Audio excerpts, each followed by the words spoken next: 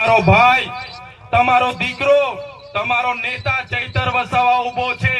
પોલીસે, ભાજપના નેતાઓએ, ભાજપના પોલીસ અધિકારીઓએ 19 વખત અમારા પર એફઆઈઆર કરી છે. 7 વખત અમને જેલમાં નાખ્યા છે. અમને ડરાવવાની કોશિશ કરી છે, અમને દબાવવાની કોશિશ કરી છે. પણ આ તમારો ભાઈ, તમે બધા અમારી સાથે છો. કોઈના બાપથી અમે ડરતા નથી. બસ તમારા આશીર્વાદ અમારી સાથે રહેશે, તમારો સહકાર અમને સાથે મળશે તો આવનારા દિવસોમાં આપણા એસસી, એસટી, ઓબીસી અને માઇનોરિટીની લડત હોય, આપણા વિદ્યાર્થીઓની શિષ્યવૃત્તિની લડત હોય, આપણા યુવાનોની રોજગારોની લડત હોય કે કોઈ પણ જાતની લડત હોય, બસ તમે આમ આદમી પાર્ટી અને ચૈતર વસાવાને સહકાર આપતા રહેજો. તમારા ભાગની લડાઈ અમે લડવા માટે તૈયાર છીએ. જ્યારે પણ આ વિસ્તારમાં કોઈને પણ કોઈ પણ પ્રકારની કોઈ હેરાનગતિ કરે, પરેશાન કરે તો તમે અમને યાદ કરજો.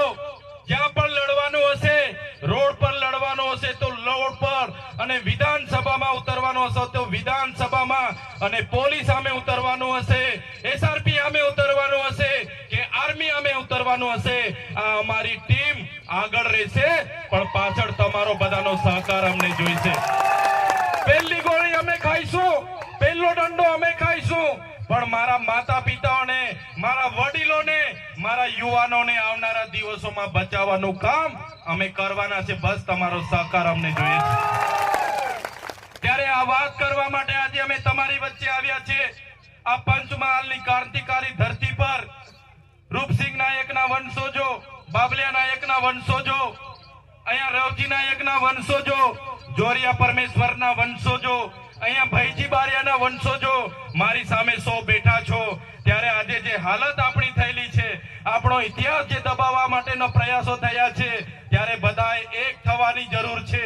હવે આપણે કોઈ પણ પ્રલોભનોમાં આવીને, કોઈ પણ વચનો વાયદામાં આવીને હવે તમારા મતનો અધિકાર આપણે વેડફવાનો નથી. અમે તમારી વચ્ચે છે, તમારી નેતાગીરી કરવા માટે અમે તૈયાર છે. આમ આદમી પાર્ટી આદિવાસી સમાજ સાથે